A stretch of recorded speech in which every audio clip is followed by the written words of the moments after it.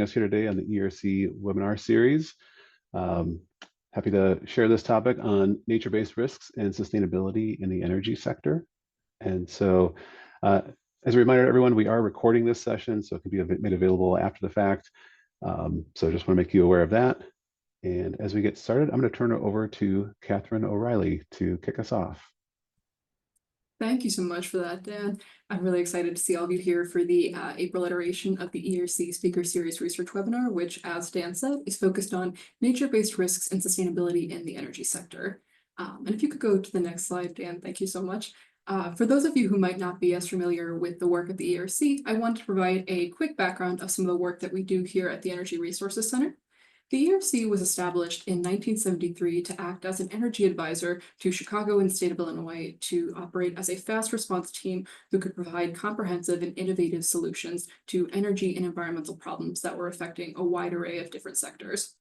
In the 52 years that the Energy Resources Center has been operating, it has become an interdisciplinary public service and research agency through the College of Engineering at UIC, which focuses on 6 key main research areas in developing its sustainable solutions. These areas of research range in topics from bioenergy, distributed energy, and energy efficiency to utility and data analytics and policy, education, and workforce development, as well as on topics surrounding the creation of sustainable landscapes on working lands, which is the focus of today's webinar. Next slide, please. As an interdisciplinary public service organization, the ERC strives to provide services to both the on-campus UIC community and beyond through a wide variety of different initiatives and programs.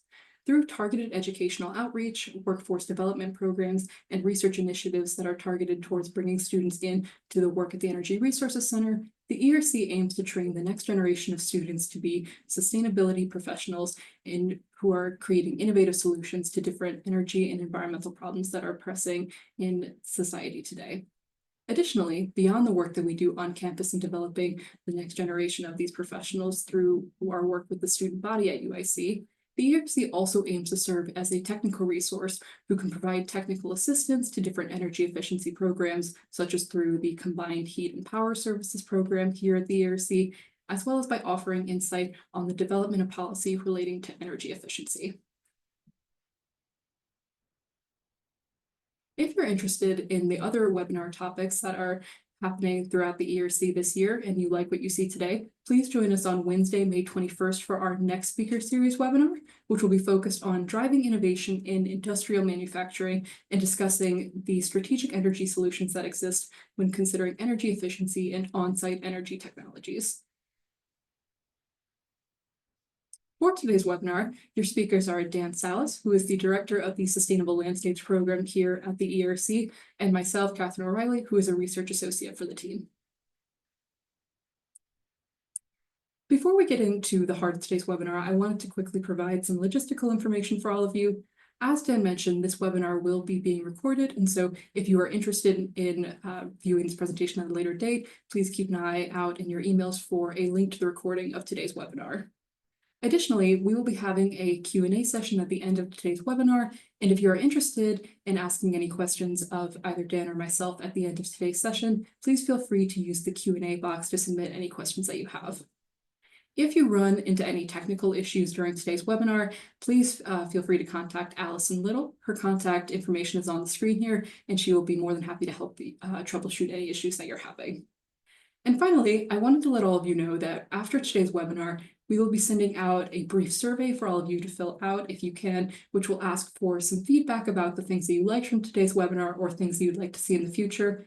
If you'd be able to take a moment to fill that out, that would be lovely. We always appreciate hearing your feedback, and we like to make these webinars as relevant and informative to you as possible. And I'm always interested to see what folks have to say and what folks are interested to see in the future.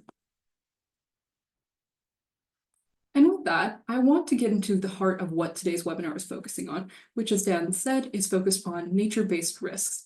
And before we get into the specifics of what nature-based risks are and how those can be mitigated, I want to quickly start with a story concerning one of the largest power outages to ever occur in North America.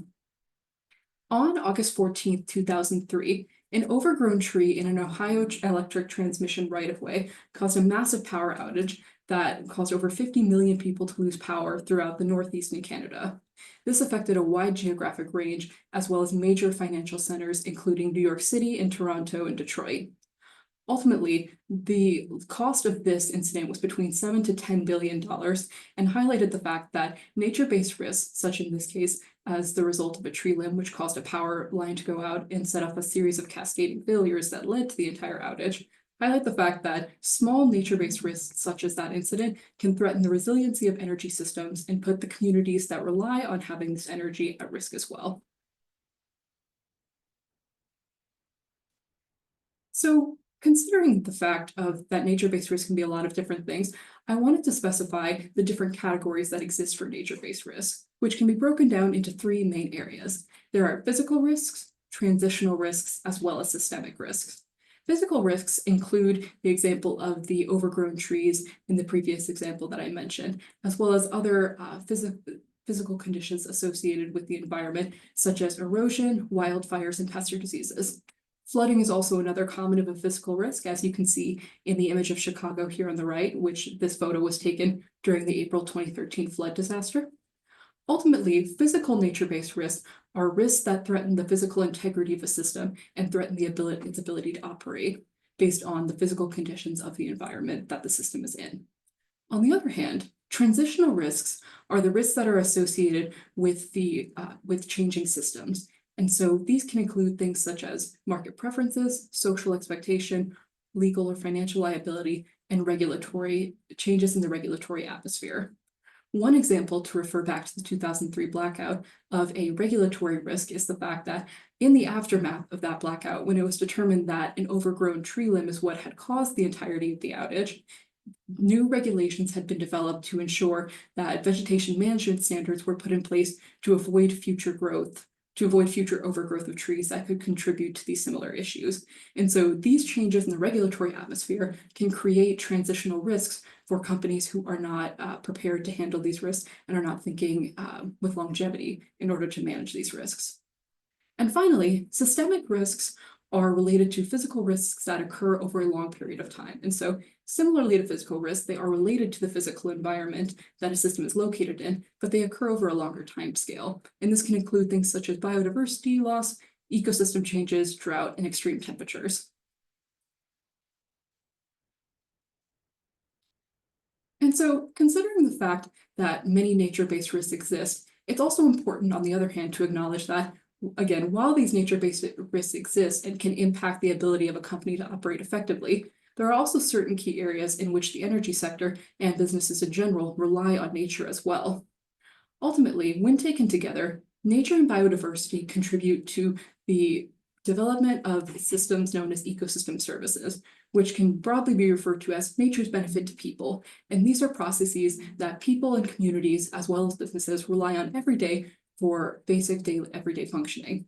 Some of the most common ecosystem services that folks are familiar with include things such as pollination, which is critically important for agriculture and stable food systems, as well as other impacts such as climate regulation. One common example of an ecosystem service that contributes to this is the fact that forests have the ability to both store carbon and remove carbon from the atmosphere, which can help to stabilize global greenhouse gas emissions.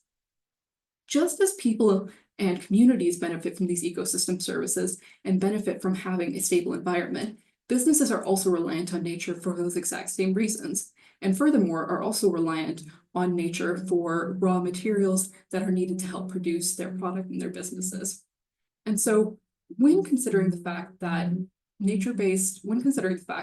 businesses rely on ecosystem services and therefore rely on nature and biodiversity in order to operate, it's also important to acknowledge that therefore the loss of nature and the loss of biodiversity can contribute to increased nature-based risks, which can threaten the business.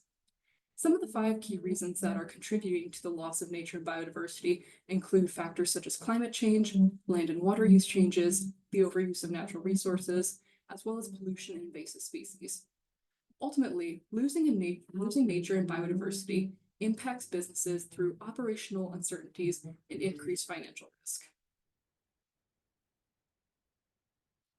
And the financial risks that are associated with nature-based risks are not just an abstract concept. A recent study from S&P Global this past March highlighted that for the world's largest company, physical and systemic climate risks are expected to have a $1.2 trillion annual price tag by the 2050s. Primarily, these costs would be due to increase in operational costs as a result of extreme heat, water stress, and drought. While companies are likely to face a unique risk portfolio depending on their sector and region, all sectors will face some sort of risk from these projected changing conditions. And it's also important to note two things from this study. One, which is that this study only considered physical and systemic risks and did not consider how transitional risks might impact future costs as well. And this study also flagged that the utility and energy sector were the most likely industries to see the largest increase in costs over time. And so, especially when considering the energy sector, developing a nature-based risk management strategies is incredibly important for the future longevity of the sector and for individual companies. And so, as I mentioned earlier, when considering the fact that both nature-based risks exist for the energy sector, which could influence future costs, as well as the fact that the energy sector relies on nature for certain key aspects of its operations, it's important to consider how the energy sector relies on nature beyond just the risks that it faces. And so, in order to help a business visualize where their nature dependencies exist, and therefore what specific aspects of nature they could work towards trying to protect, there has been a tool developed by the Exploring Natural Capital Resources and Risk tool, which allows a sector to visualize where their energy dependencies exist and how they could work to protect these in the long run. And so this particular example here just focuses on the electricity, gas, steam production and transmission, and highlights different subsectors within that broader category as well. Tracing these lines, you can see that each of those subsectors is connected to certain ecosystem services, which are listed here. And to draw the connection between what categories of nature those ecosystem services rely on, they draw lines between that third and fourth column here to highlight these are the categories of nature that need to be functioning in order for these ecosystem services to be viable. And so I realize that there are a network of dependencies that exist here, which can be difficult to visualize. And so to briefly highlight one of the dependencies that exists for the energy sector, I wanted to highlight an example for the transmission subsector. So if you can see this graph here, we're starting with the overall sector of electricity, gas, and steam production. And we're following this line through here to the transmission subsector. Looking at this bottom subsector here, you can see that there are many gray lines that go from that second category to the third category of ecosystem services, indicating that the transmission subsector relies on many different ecosystem services to operate effectively. Just pulling out one of these examples, we can see that the transmission subsector has a reliance on soil and sediment as an ecosystem service. In the case of this example, soil and sediment as an ecosystem service would refer to the stability and health of soil to prevent things such as erosion, which could contribute to damages to transmission infrastructure.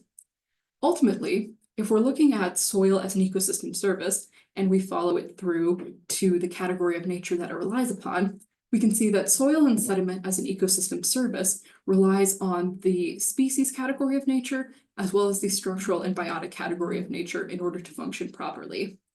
The structural and biotic category of nature refers to the physical structure of an ecosystem environment, which in this case could refer to things such as the physical makeup of the soil and its ability to effectively stay in place, all of which would be crucial for making sure that erosion isn't occurring. The species component of nature would be referring to the biodiversity of the given aspect that is being discussed, which for the case of soil, healthy soil relies on having a diverse array of organisms that are living within the soil, again, to ensure its health.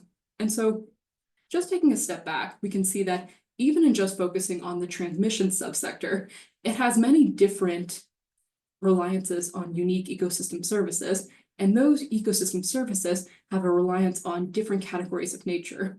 And so when taken holistically, an energy sector organization could analyze what ecosystem services they are the most reliant upon and what categories of nature they are the most reliant upon, depending on the particular needs of their subsector. And so with that, given the brief overview I gave of the three different categories of nature-based risks, as well as the explanation of where the nature-based risks and potential nature dependencies exist in the energy sector, I am curious to ask all of you what kind of nature-based risks that you have observed in your work in the energy or transportation sectors. Please feel free to respond in the chat window as well. I'm really curious to hear your responses to this. I also wanted to flag while folks are chatting in their responses, the photo that you see here on the right is an example of a nature-based risk that UIC faces, which was mitigated by a nature-based solution, which is a little bit of a preview to what Dan's going to be talking about in a minute. And so this particular rain garden was installed in order to mitigate the nature-based risk of flooding and to improve stormwater management here. So nature-based solutions and nature-based risks can be mitigated in a wide variety of different scales. And so just reading in some of the responses here, it looks like we have some folks who are identifying that trees and tree roots are affecting pipelines, as well as the erosion of Lake Michigan, which is exposing pipelines and introducing risk there.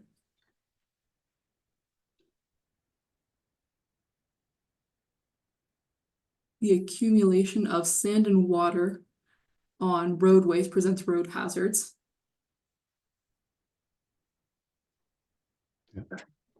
These are good examples. Keep them coming. I really like seeing these. Yeah, ice dams on roofs and flooding. Again, those water stressors can be an issue. That's great to see. Well, not great to see, but it's good to see us thinking about those, right? That's a physical as well as you know, in the sense that some of those severe weather events might be more frequent, create those systemic risks that you were talking about there, Catherine. Unintended spread of invasive and noxious species across rights-of-ways that impacts vegetation management and the environment. Absolutely.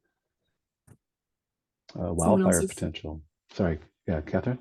No, you beat me to the punch. I was going to say the same thing. Yeah, no, that's great. Appreciate everybody's feedback on this, and appreciate thinking through this. If you have other examples, please share that. We're going to actually get into some examples here next, and so maybe that'll spur some additional ideas that you have. We'd love to kind of know what you've been seeing as we get into this.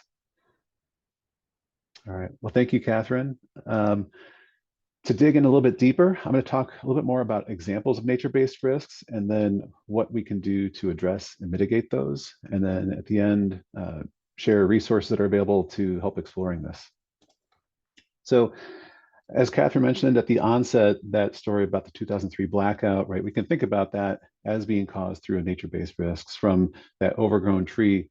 That's actually also has a combine of a systemic risk with the excessive loading due to high heat. So, you have high heat, which adds loading, which creates sag on lines, but then also with a tree overgrown, creates this perfect storm, as it were, to create that outage.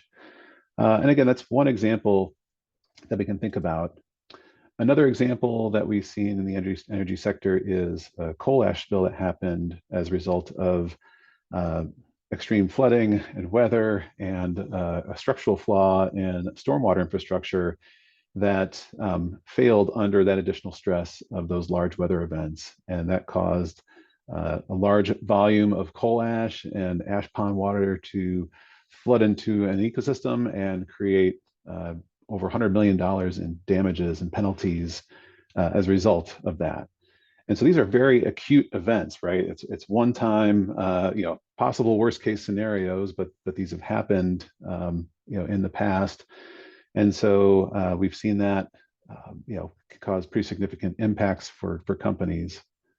But I also want to share that there is also these chronic risks, and some of you have identified some of these already in the chat. So I appreciate your thinking along this, but invasive species being one of those, that as we have new invasive species, right, they oftentimes grow more aggressive with greater biomass and spread more quickly as compared to native plants. And as they do that, they can increase the risk of wildfire, right? That that added biomass is more fuel for a fire to carry.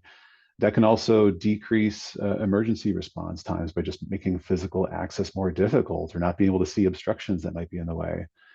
And they can also increase disease or pest prevalence. Indeed, some of the diseases and pests we have are invasive species themselves. And people are familiar with things like emerald ash borer as an example of one invasive that has created millions of dollars of damages. And so those can have those direct effects on infrastructure itself, impacts on reliability, worker health and safety, and increased wildfire risk. So multiple ways that invasive species alone can impact that. Similar, if we think about chronic risks like erosion and sediment, as Catherine mentioned in their example, that we have, as one of those dependencies on energy infrastructure is soil and sediment stability. And so ground disturbing activities or vegetation management activities that maybe remove that protective layer of vegetation, when you combine that with these extreme weather and highly erodible conditions, can create erosion problems that can have serious consequences. And so in talking with different partners, there are millions of dollars spent each year just on erosion sedimentation controls, either for permit compliance purposes or sometimes in repairs or rehabilitation as a result of severe weather events. So again, these are some physical risk examples, but as Catherine mentioned, there's also these transitional risks. And so these are sort of, think of them as transitional disruptions, as it were, for the industry. And so as we think about responding to changes over time, those create their own risks that may or may not have been foreseen. And so, in one example, there was recently credit downgrades. So these are financial and reputational risks that resulted from a combination of climate change, severe weather, and lack of risk strategy planning, where S&P Global downgraded 19 companies, including 2 utilities that had sustained and repeated impacts across 5 years for wildfires, winter storms, and hurricanes. And so not addressing those nature-based risks put those companies in a worse financial kind of setting as it relates to their credit. There's also simply the disruption to development plans, right? Especially as we think about site development for different energy generation or battery storage or things like that. There's an example of an environmental group filing a complaint over concerns. This was related to an EV manufacturer in particular. But those complaints, those legal filings resulted in reputational impacts, market impacts that saw a 3% drop in this company's share price as a result of that. And also the delays in the project development itself resulted in an estimate of $36 billion in lost annual revenue. Certainly wildfire is on a lot of people's minds and is a big liability. That's not only a physical risk like we talked on the last slide, but also a financial, market, reputational risk. And there's an example of a utility that was held liable for a series of forest fires that created $30 billion in financial liability that ended up in that company filing for bankruptcy, having a drastic drop in their share prices by over 91% as a result of that and the negative coverage that came with that. And of course, tied in with all this is just public controversy, right? There's an example too of a company that had disputes over a project construction with different tribal nations as well as natural resource groups over natural resource impacts, and the sustained press and conflicts that happened around that resulted in a 20% decline in the company share price. It increased the cost of that project by $7.5 billion due to delays as a result of all this, and also resulted in additional divestments from that company as a result. So I want to just illustrate these as an example of the real financial cost of not addressing nature-based risks to a company. There's some good examples out there. And again, these can be chronic over time, or these can be a very acute types of risks. So in thinking about those, we want to talk a little bit about how to address these, right? By addressing these risks, we can create opportunities and bring added value to the businesses that you're managing. And so as we think about addressing nature-based risks to better position your business, and that business could be, managing road size as a DOT, that business could be, developing new energy projects, or it could be managing a transmission system. There's different ways that this can help better position you. And so internal to your business, right? There's that obvious aspect of addressing nature-based risks, help you to reduce that risk exposure, reduce disruptions that might be caused by it, and avoiding those costs that might occur if you had not sort of preemptively addressed that. It also has the benefit of within companies that we've talked with, we also see increased satisfaction amongst those companies um, from their employees, from their customers, and then also increased resilience, right? By better preparing for the potential for changes, you're more prepared for whatever might come your way. Externally, this can also lead to positive, sustained and improved reputation as a company. That in turn, if you're looking for external investment into the company and operations, can help bolster investor confidence and shareholders, just like any other risk. We think about safety risks, health risks. Nature risks are yet another way that you can manage and show that you are being sustained and resilient as a company. That ultimately betters your market position in the company and also gives you that strategic advantage by looking ahead and planning ahead and being adaptable and resilient. And so to start thinking about this requires you to start analyzing and thinking about these nature-based risks. And again, it was great to see the examples that people were sharing. It'd be great to hear more of those again, because that's really the first step, is thinking about what are the types of risks that could occur and what do those look like? How do they manifest themselves? And so as you think about that relative to the energy sector, it's taking time to just do what we just did there in a little bit more depth, right? Brainstorming through what those are, what might be out there in terms of physical transition or systemic risks, and then thinking about what is the actual impact of a company on those risks. So as we think about things like erosion, like invasive species and the results of that, like wildfire, what is the operational impact in terms of maybe delays or service or reliability, and then ultimately maybe what's the value of that? How do you get into that valuation of the cost that brings to the company in terms of impact? And so there's certainly, we think about other contexts where we evaluate risks, thinking through a risk management approach um, in the broader picture then helps to bring this together. And so you think about first that exposure, right? So identifying those risks like we had on the last slide and thinking about what's the sensitivity of the company to that? What's the probability that that can happen? And then what's the impact of that it should occur? That gives you that potential impact of those risks to the business. And for those potential impacts and risks to the business, then we can think about what's the adaptive capacity. Is it something that is a real material concern, something that really can influence significant costs on the business or delays or disruptions? Or is it something that can be weathered through different controls or systems already in place or practices that are being done? That gives you a sense of the company's vulnerability. And understanding that vulnerability really helps identify where there's additional focus or measures that could be adopted. Through that, then you think about what are those possible responses? What are those risk management measures that you can undertake? And putting all that together, the company or business can start framing out what is a nature and biodiversity strategy. And so developing a strategy like that helps a company think through these different steps, helps sort of socialize the idea that nature-based risks are something to manage, and gives a path forward on how to manage that.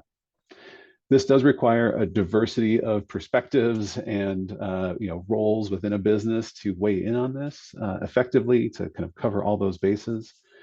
And when we think about that strategy, it typically involves one or more approaches to address that. Those approaches to managing nature-based risks can really run this range of engineering solutions to maybe more administrative solutions, and then also on-the-ground nature-based solutions. And so as we think about engineering solutions, especially as we hear the news about wildfires, we often think about infrastructure hardening, moving from wood pole structures to steel frame structures and building resilient, harder infrastructure that can withstand changing conditions, more extreme conditions. Same with structural barriers against maybe flooding or erosion. But it can also include things like incorporating energy efficiency measures, knowing that energy costs may fluctuate, certain sources may be more or less reliable. Building in energy efficiency to reduce costs and whether those effects can be useful. Same with distributed energy solutions, whether that's building renewables, creating microgrids, working with battery storage. Those can also build in resilience into the system to weather either disruptions or outages or other effects that you might see. So there's a whole host of solutions there. There's more than even we just noted. On the administrative side, there is, obviously companies already oftentimes have their own environmental health and safety procedures and systems in place. And incorporating nature-based risks into that can be a simple way of incorporating that as an administrative solution. Of course, businesses that are involved with sustainability planning also are incorporating this, whether it's climate focused or just sustainable operations. Obviously, nature plays a key role in both of those and can be a critical piece of that planning. Again, developing a nature and biodiversity strategy is a key element to identifying what those risks are and a roadmap forward. And then also think about standards and certifications, right? Whether that is for materials that you are sourcing as a business, whether that is for contractors that you are hiring to support those efforts.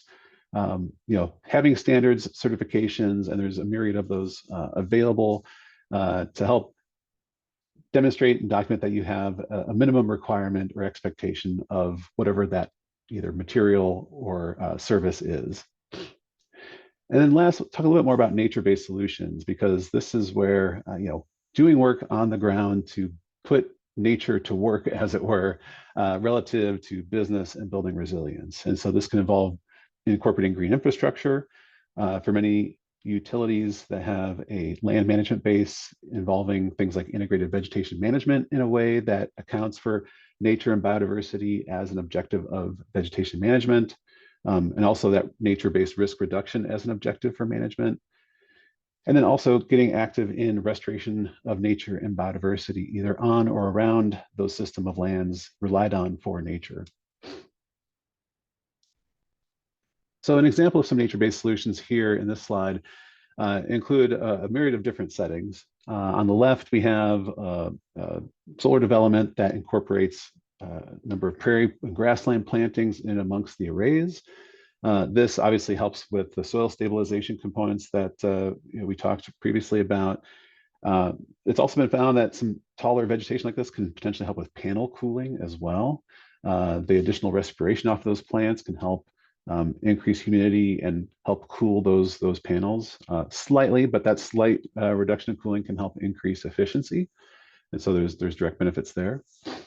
In the center, we have sort of a community beautification along a trail system that in one part can help reduce maintenance. It also beautifies and provides a connection point amongst the community that gets to see this intentional planting area along a trail.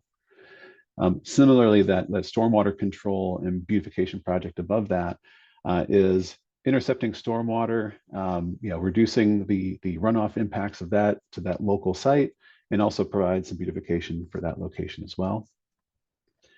In utility corridors, maintaining, obviously there's a need to remove tall growing woody vegetation. There is some research out there saying that, having a diverse and dense, kind of floor, as it were, of vegetation can help suppress and slow the reintroduction of tree growth into those systems. And so, having, again, that diverse vegetation in place to help provide that service and also maintain that access when it's needed is a critical function. And on the bottom right, we have a substation that has physical buffering from those neighboring lands and access, right? So oftentimes sites like this or battery sites can have an additional land around it that's not being used. And so by incorporating nature into that, it can be that physical buffering from those neighboring lands around it. So think about how we can leverage nature-based solutions for as added value. It can really help through several different ways. First, there's that direct avoiding, reducing, and mitigating those nature-related risks. So obviously it can avoid impacts, reduce resource use, and also result in responsible sourcing. There's an example I heard recently about, Amazon, for an example, investing in water projects, water positive projects in and around some of their data centers. Obviously, data centers are very water heavy in their use. And so working to invest in and around those projects to ensure that there is sufficient recharge, that they're being good stewards of the watersheds that they're in, is a good example of this, right? Investing to reduce, mitigate those impacts of nature use. Certainly reversing the loss of nature through restoration of nature-based solutions. So restoring areas disturbed by impacts, incorporating biodiversity, again, as part of what you do for vegetation management. And then supporting, in the case of that Amazon example, offsite or partner restoration efforts related to the business, related to aspects of nature that might be impacted.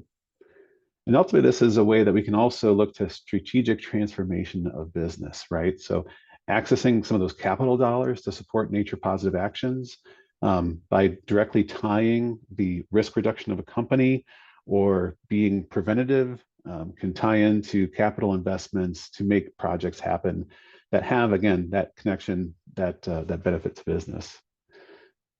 In thinking about this and taking this approach, this also helps prepare for changes in market conditions, right? By building this layer of resilience in, the company is better prepared for changes that might come ahead. And then also engaging in partnerships, building collaborations, much like what we do through our program here at the ERC and with the Rights Ways Habitat Working Group, is building this partnership and collaboration to bring people together around these shared goals and objectives. And we've really seen a lot of great value and benefit come out of that for everybody who's involved. And so as we take these solutions and think forward to a strategy, putting these types of actions together into a strategy. So a company and a business can clearly outline what are the types of things that they can do, what might they get involved with can be really, really critical. And so if you're wondering, or you're thinking about nature-based risks that you have and how you address that, we encourage you to consider taking on a strategy so that you can really start to think this through. And a good example of this is guidance that's available through the Task Force for Nature-Related Financial Disclosures. They have this iterative approach they call the LEAP process to identify nature-based risks and think about how a company can address those. This is a framework that's frequently used and referred to increasingly in a lot of corporate disclosures. So if you are working for a company that has financial disclosures or sustainability disclosures, this might be something that's being asked of those requests. So it definitely helps there. But if you don't, or if that's not something that your interests or company does, this is still just a very helpful planning approach to consider. And so that LEAP approach really starts with locating where you operate relative to aspects of nature. And then knowing that, evaluating what aspects of nature that you depend on or potentially impact. And that's where tools like Encore that Catherine highlighted really come into play. And then thinking about, based on that, what are those risks? What are those nature-based risks, as well as what opportunities are presented to a business relative to that? And then knowing all that information, preparing on how you actually respond to that nature interface, and then potentially report on it if that's something that your company is doing. So I see we just dropped the links to those in the chat in case you're interested to see the guidance on that. I will note too that guidance on the right is specific guidance for the energy sector, which actually does reference some of the work of the ERC as nature positive examples for collaboration in it. So excited to see that, again, some of the stuff we're talking about is already included in some of this guidance. And so if you're looking at all this and you're wondering, okay, well, maybe we're doing some things, maybe we're not doing other things, where do we kind of fall into this? As we think about the companies that we engage with and that we've talked through about this, we're thinking about, this sort of, there's a maturity sort of, scale in terms of approaching nature-based risks. And so we've developed this resource to help people sort of benchmark and compare and kind of roadmap ahead on how they approach nature-based risks. And it looks at this maturity stage ranging from vulnerable up to resilient, with obviously at a very high level, this range of risk exposures resulting from that. And so what this framework does, it allows you to look through different aspects of business operations and see sort of where are your operations or your company currently on this spectrum. Maybe that certain parts of the company are very mature when it comes to nature-based risks as compared to the entire company.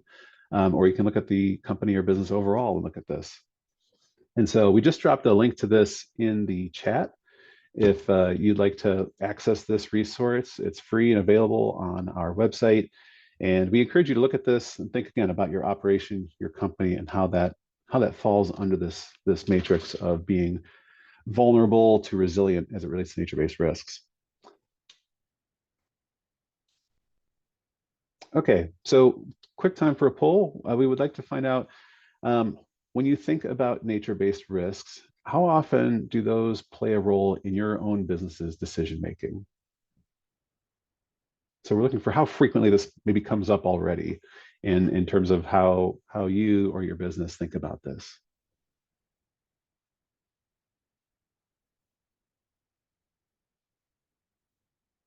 So just take a moment there. You should see that on your screen at the moment.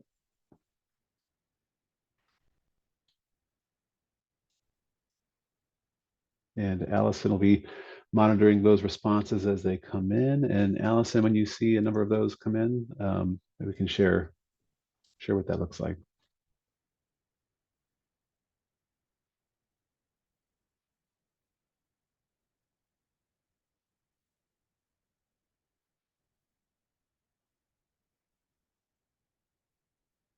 While we're waiting for those responses, I will just show, so that link we provided gives you a little information on that framework. And again, gives you that range of where we're at. I'll say we see a lot of companies in this compliant stage where a lot of the nature-based risks are mainly focused on regulatory or other required aspects of nature. We think about things like permanent requirements, those types of things, shareholder expectations. And so that's obviously a really good place to be. But then thinking ahead in terms of how can you get into that leading or resilient stage is the next step we're interested in. Allison, were you able to get the results to show?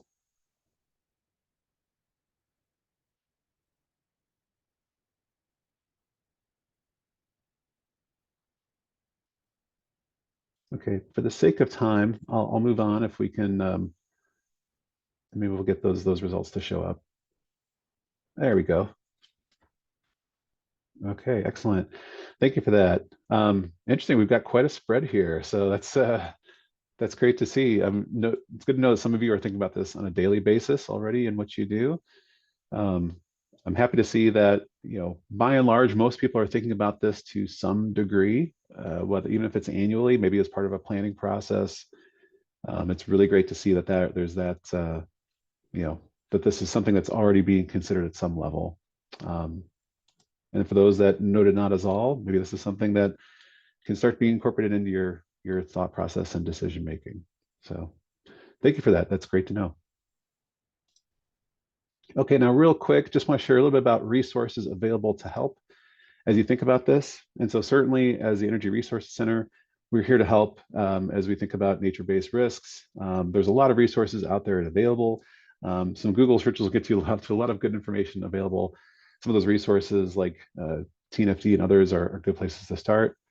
Here at the center, as Catherine noted earlier, there's a variety of things that we do, to help, service and support and educate on different topics, much like this. And so whether that's supporting research on this topic or training and education, those are things that we're happy to support where we can.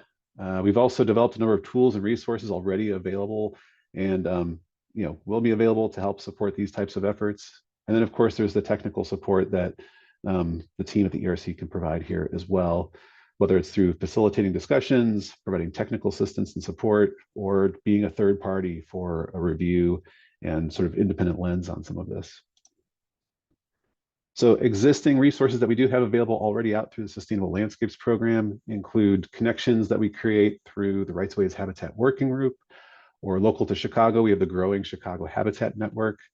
We also have some upcoming events, including North American Monarch Summit, as well as then our Biodiversity, Nature, Energy, and Transportation Conference coming up in August.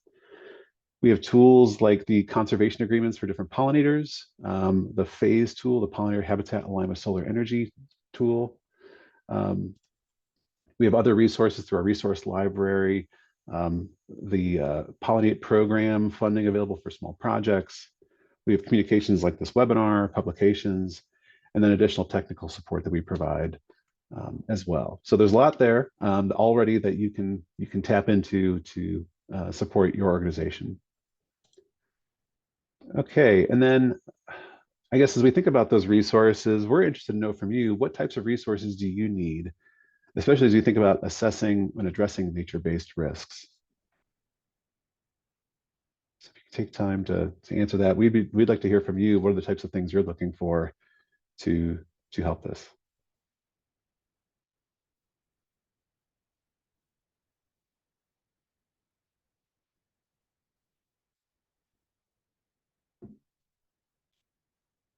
So take a moment to note that. While you're entering in responses, I'm going to I guess when we see responses there, let's maybe share those if we have those, Allison.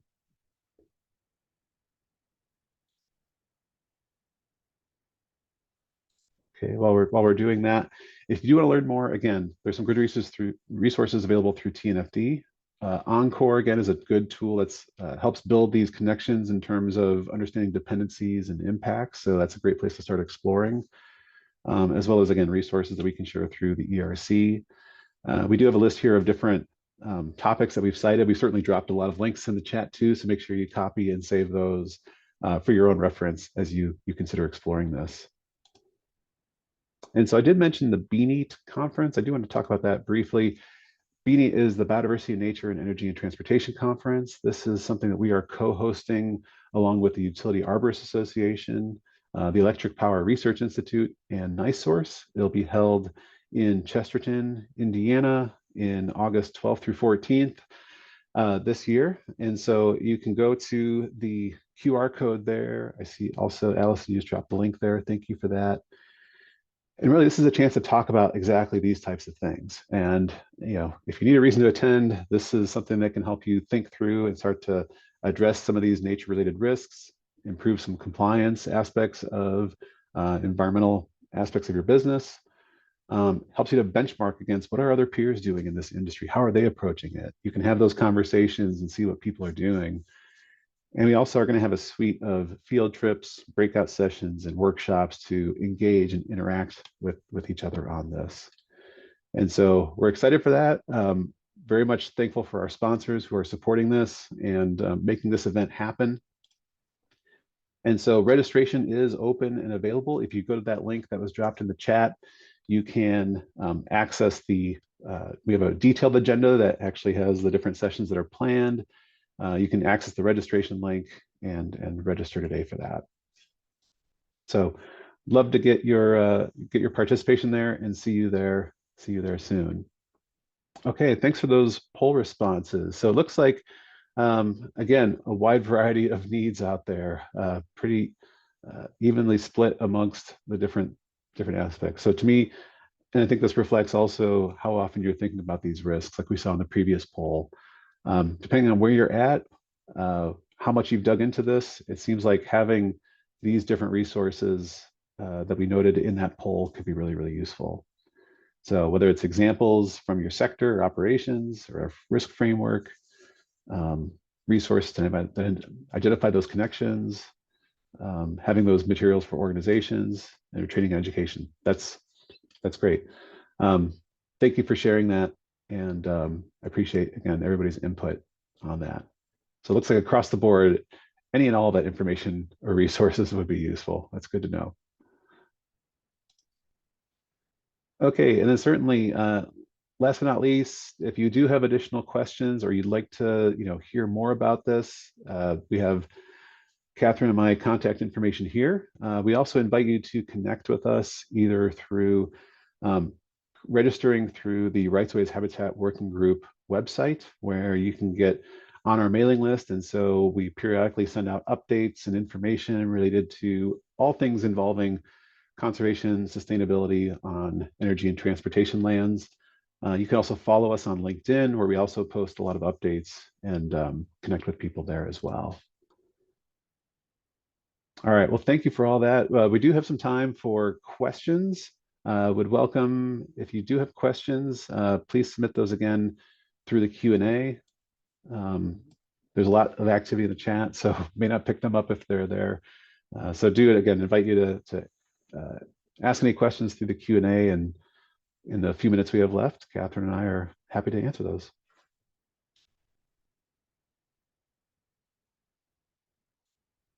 So I guess while we're looking for questions, Catherine, I'm just curious if anything that we covered here today spurred additional thoughts on this topic.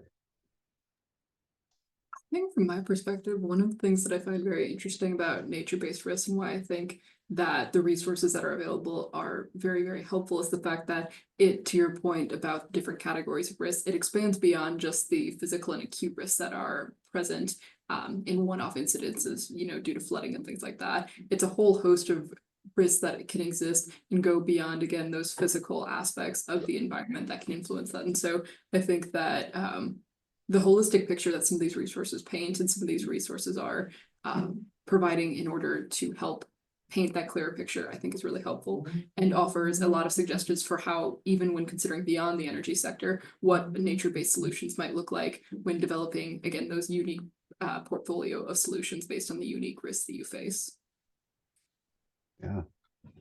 Yeah, no, it's really complex. That's why I think some of these tools that we shared today can be really, really helpful if people dig into them to understand kind of the breadth and interaction of some of these a little bit better. So Doug, I see you noted interest in sort of ways of filling in solar farm sites with biodiversity plantings, and certainly that's a topic that we've been involved in and also have interest in. So that's where we mentioned briefly the phase tools, the pollinator habitat aligned with solar energy. We actually have a series of 4 different tools that help navigate that, right? Because that's a complex topic for certain solar sites, depending on the design framework and the conditions of that particular site, especially if they have panels that are set low to the ground. Quite oftentimes you'll have panels at the leading edge, the lower edge of a panel set to 18 inches. That really limits and inhibits the type of vegetation that can be grown in those settings to prevent kind of conflicts with shading, right? Many of the grassland and prairie plants that we think about, especially in the Midwest or the Eastern US, can grow 3+ feet tall. And so that can create some compatibility conflicts. And so some of those phase tools help people think through, what does that mean in terms of species selection, maybe location on sites where it's more compatible than others, and then how do you manage that in a way to sustain that? So that's a very contextual based kind of approach, right? In terms of the ways you can approach that really differ site to site, and they require some thoughtful planning. And we often advocate and encourage that as people are developing and planning solar farms, that they consider vegetation just as much as they consider what types of panels they're putting on or what's the racking spacing for those. It's an integral part of that infrastructure. So hopefully that answered your question. And again, welcome other questions that people have.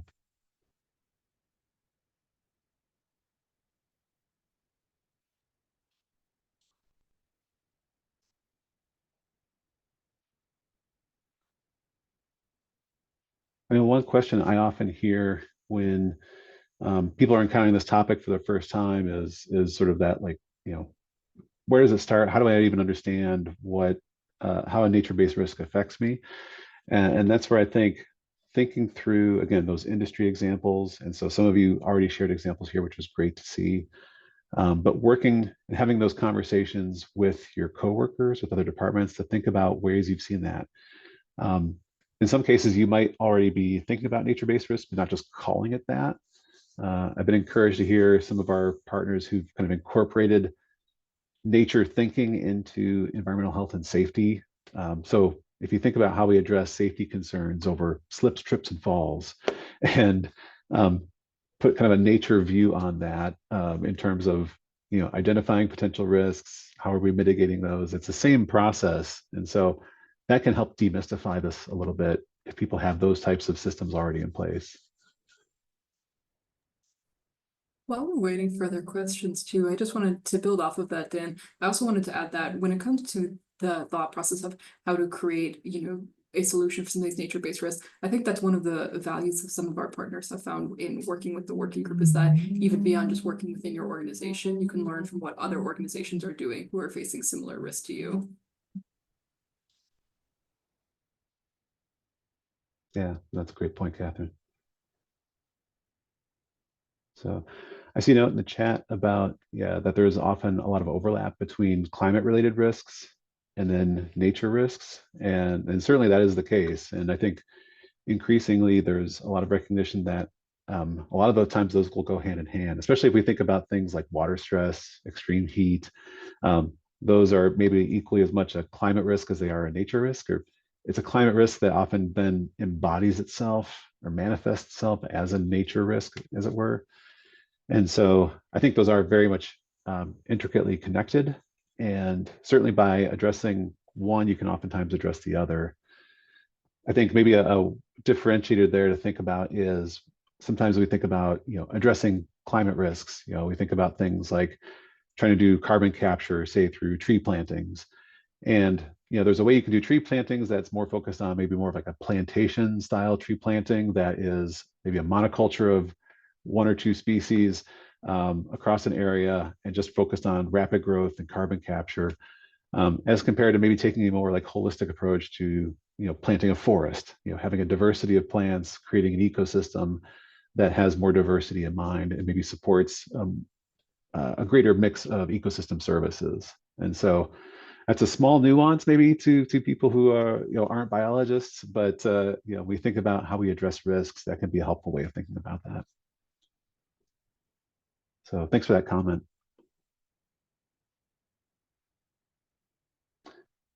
All right. Well, with that, I do want to thank everybody for your time and your attention today, for having interest in this topic. Um, Again, we'd love to hear more from you. If you have questions on this, if you're looking for other resources, please feel free to reach out to us, connect with us either through the website or on the LinkedIn page, and connect with others in the ERC. So thank you again all for your time today, and look forward to talking to you soon. Thank you, everyone. Really appreciate your time today.